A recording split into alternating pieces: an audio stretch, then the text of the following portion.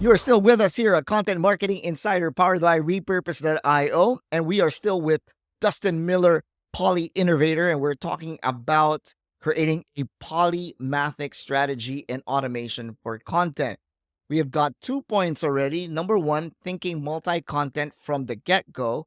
Number two is finding the right tool, not just any tool, but the right tool for you, the tool that can answer the problem and solve your problem. But here's number three, you need to create an automated posting or scheduling strategy. How important is this in the grand scheme of having a strategy and automation of your content? So first and foremost, when you post actually has a big deal on how well that post performs. I'm not super excellent at doing the great posting myself.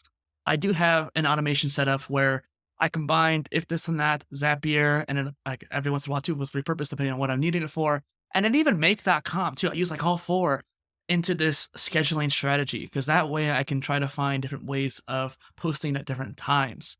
So something that I don't think anyone really pays attention to is the delay over time. So some people will share their post over and over again every day, and it just spams the audience. And it's really frustrating to a lot of people watching because they want to see new stuff. You don't want to say the same thing every day. But let's say, for example, you make a blog post this morning, you post it in the morning. Well, on Twitter, for example, some people go on Twitter in the mornings before they're going to work or at getting their morning coffee, but some people also look at midnight or after dinner, that kind of thing. People check social media at different times of the day. So the next day, for example, reshare that post at the opposite side of the day, and then you can actually access the other half of your audience. I like to take that strategy a step further. Day of the time, day two, the opposite time of day, maybe a week later, a month later, 6 months later, and then a year later. And that way you can really maximize each post's reach over the course of time. And I say each post as in like video, podcast, or blog post. Where do you start? I mean, what would you recommend someone knowing that there's a plethora of social media channels out there? How can one get started? What would you recommend? Well, I think one of your most recent interviews was talking about TikTok, and that comes to mind as well because TikTok shorts and reels, it's still early enough to where you could probably post the same video to all three without really any penalty. The niches are going to be different depending on what you're talking about per se. But let's say you're doing interview clips, that can go on all three pretty easily. Gaming clips on all three pretty easily. If you start talking about some nuanced things, you might need to really focus on who are the other creators in that space and what are they doing and trying to model yourself after them a little bit. But start off with that short form video because that's the most important right now. From there, I would focus on Instagram and Pinterest. Pinterest is something that, like, surprisingly is super powerful at times if you do it right. Send some images on there. And one thing I wanted to mention too, there's a difference between your post notifications. Let's say like, hey, I made this post. You send it a day later, a week later, those notifications that a new post is out, and your micro content. I think a lot of people kind of see them as one and the same. So for Instagram, they kind of are like your quote images. Hey, this new blog post came out. Here's some quote images over the course of time. Sure, but on Facebook, you can do videos, images, and text. So that scheduling, let's say day of, week later, etc., that's going to be regular posts. Here's a little text snippet. Here's a link. Here's a title. Boom. You schedule that out. Last week, I sent out this really cool post. You should go check it out. But then there's also the clips, right? And those go alongside that timing strategy, but they're still kind of that separate stream. So you really start to amplify how much micro content you're creating. Yeah, I mean, scheduling strategies can get a little bit more overwhelming, especially if you're thinking of time zones. So how do you deal with that? Do we need to, like, do one per day, or because a lot of people Mhm. say it's got to be three, or is one per day a good thing, or do we need to do like two a day? In your opinion, what do you think? Depends on the platform, obviously, too. So I would definitely suggest trying to do a piece of pillar content a day if you can help it. At least once a week is ideal when you're first starting out. That way you can at least get a habit going. I would say 3 times a week is probably better for actual growth. If you can do it every day consistently without burnout, that's the key thing. Without burning yourself out, then yes, every day is the ideal thing to do. That's why I created my Poly content series because I was trying to create a daily content. But I burned out from it. In 2017, 2018 or so, I burned out from trying to do that. And I learned my lesson. I simplified the process, and you could change your strategy from there. When it comes to how many times you should post micro content, the whole nother story. Facebook, Honestly, I don't really care that much about Facebook, but I know some niches are really important. Do at least once a day, a few times a week, something like that. Pinterest, post as much as you want. You can't really oversaturate that. Same with Twitter. Twitter is one of those platforms you can't really oversaturate. Just don't spam. Don't be a spammer. And then finally, when it comes to like TikTok and Reels, that kind of thing, my philosophy is a little bit eccentric. I think you should post to 5 to 10 times a day. And that really depends on your topic, your niche, and your capacity. But that's my view of being on TikTok for the past 4 years, 5 years. Okay, so let's talk about that. Because like the first ones are like, okay, once a day.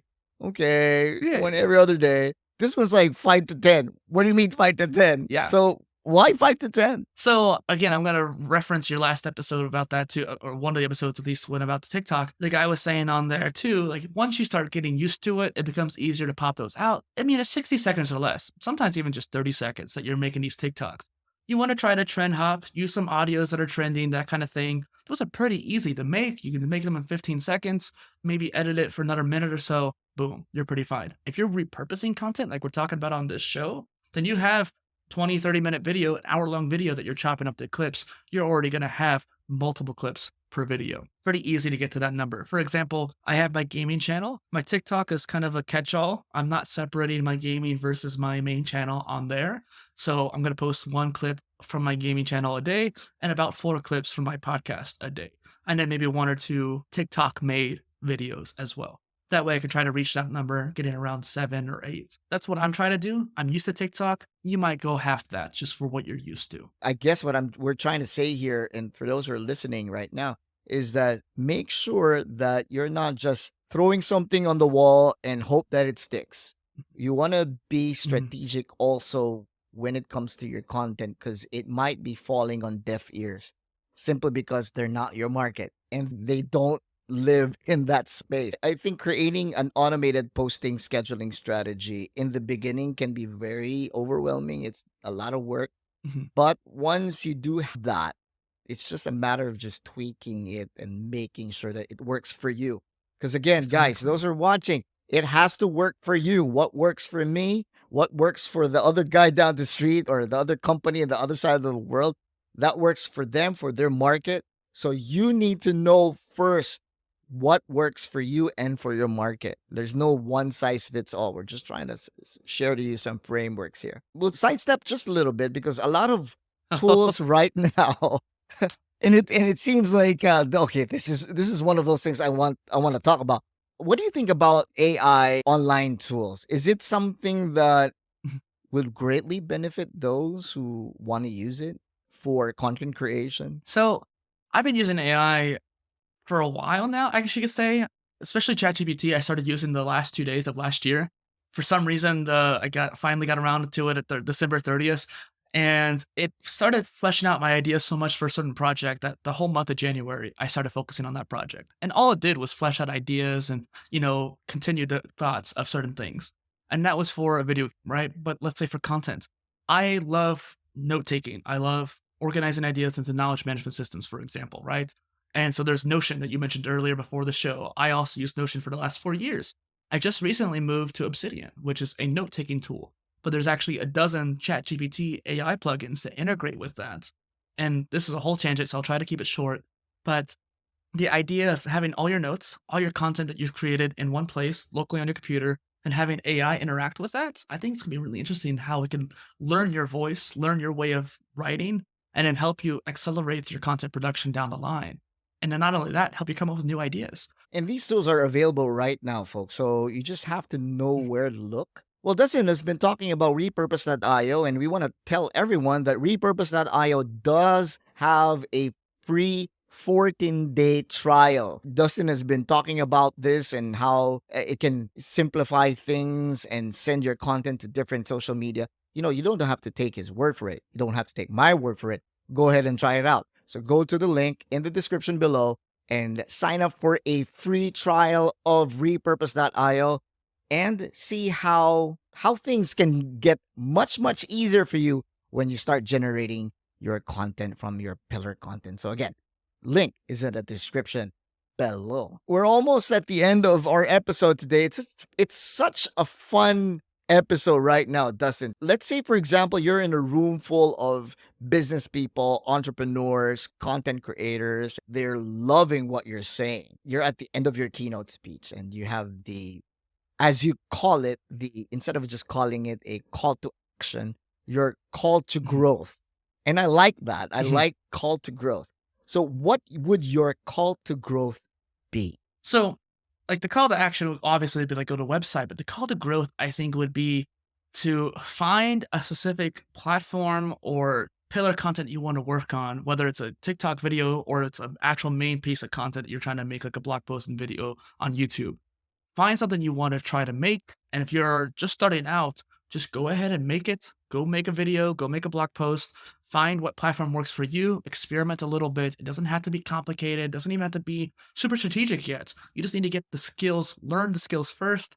Then you can learn about the automation and using tools like Repurpose to help accelerate your progress. Wise words from Dustin Miller, Poly Innovator. We're going to put all his links, website, how you can get in touch with him in the show notes and in the description of this video. I'm sure that if you love what he just shared to you today, imagine what he can help you with in your business content.